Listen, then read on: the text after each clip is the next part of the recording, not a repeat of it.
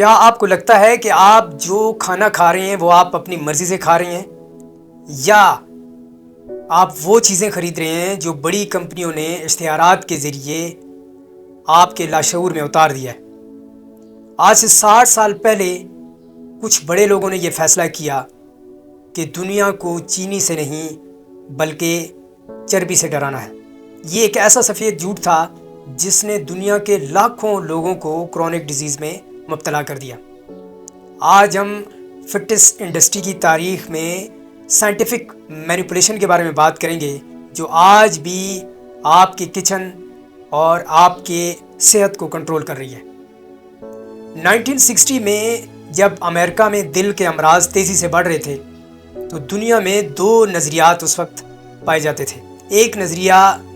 Doctor جان کا تھا جس کے مطابق کہ ہماری صحت کا سب سے بڑا دشمن چینی ہے، جبکہ دوسرا نظریہ اینسل کیز کا تھا جس کی سوچ یہ تھی کہ چینی کی بجائے چربی جو ہے یہ ہماری صحت کے لیے بہت زیادہ نقصان دہ ہے۔ یہاں پر شوگر انڈسٹری نے کیا کیا؟ شوگر ریسرچ فاؤنڈیشن نے کچھ سائنسدانوں کو اس وقت کے $50,000 رشوت دی کہ وہ ڈاکٹر جان کے نظریے کو غلط ثابت کر دیں، اور پھر یوں دنیا میں لو فیٹ پروڈکٹ مارکیٹ میں متعارف کروائے گئے۔ ان سے ذائقے کے لیے چربی نکالی اور ان کے اندر بڑی مقدار میں چینی کی مقدار شامل کی گئی۔ یہیں سے کرونک ڈیزیز یعنی بلڈ پریشر اور شوگر کی بیماریوں کا آغاز ہوا۔ یہاں پر مختلف کمپنیز نے یہ بات لوگوں کے ذہن میں ڈالی کہ کیلوریز تو کیلری ہوتی ہے، چاہے آپ ایک پھل یعنی سیب سے لیتے ہیں، فروٹ سے لیتے ہیں، یا آپ کسی کولڈ ڈرنک سے لیتے ہیں، اس کو یوٹیلائز کرنے کے لیے آپ کو جم جانا پڑے گا۔ باقی ڈائٹ کا جو کنسیپٹ تھا یا جو فوڈ کا کنسیپٹ تھا، خوراک کا کنسیپٹ تھا، وہ لوگوں کے ذہنوں میں انہوں نے ختم کر دیا تھا۔ اب ریسرچ یہ بتاتی ہے کہ جب آپ کولڈ ڈرنکس کا استعمال کرتے ہیں یا چینی کا استعمال کرتے ہیں تو یہ ہمارے انسولین کو سپائک کرتا ہے، اور جبکہ اگر آپ قدرتی اجزاء کا استعمال کرتے ہیں یعنی فروٹس کا استعمال کرتے ہیں تو یہ ہمارے میٹابولزم کو درست سمت میں لے کے جاتی ہے۔ تو یہ دونوں میٹھے میں فرق تھا، لیکن ان لوگوں نے اس فرق کو ختم کر دیا، تو لوگوں نے پھر اپنی جو خوراک تھی اس میں پھر تفریق ختم کر دی، پھر جو چیز ان کو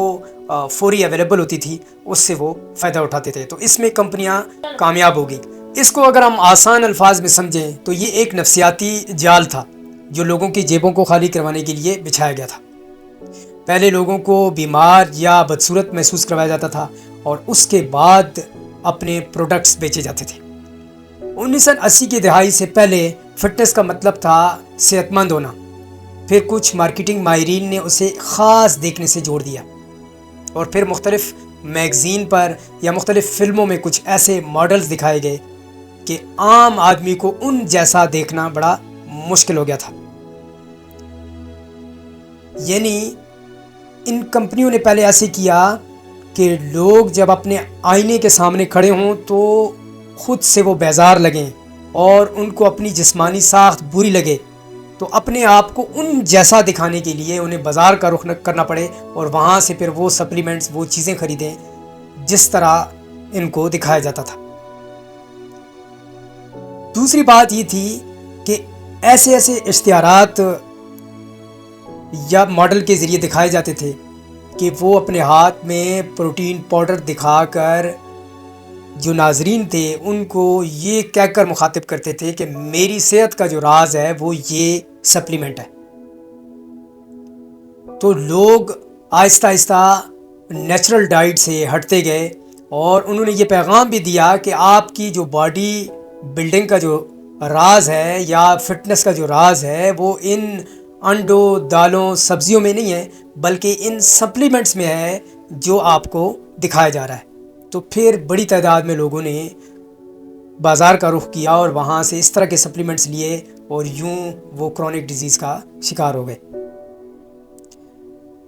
دوسری طرف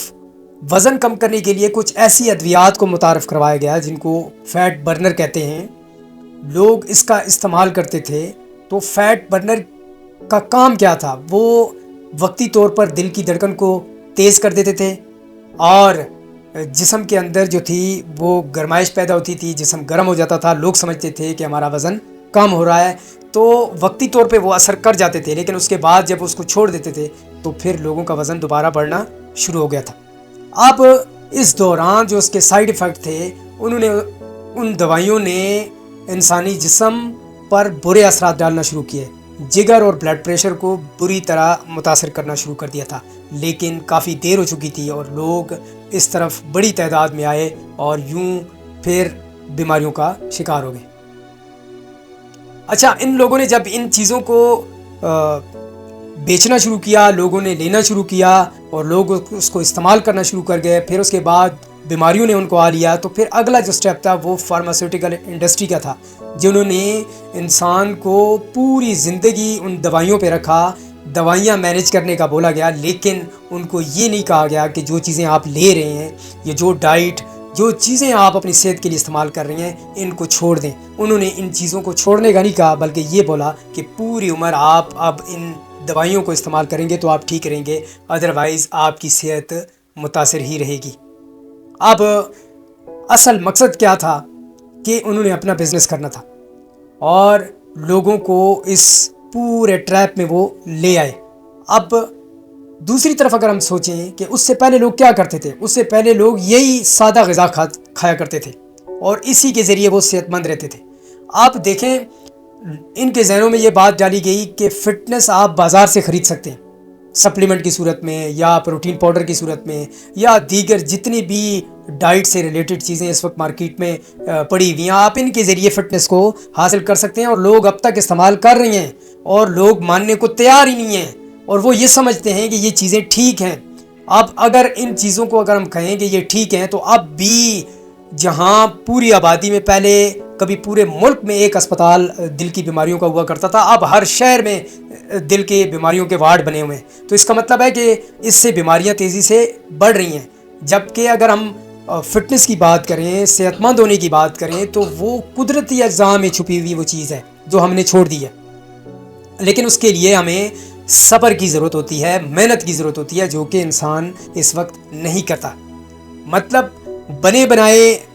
بازار سے چیزیں تو آپ لے کر اپنے آپ کو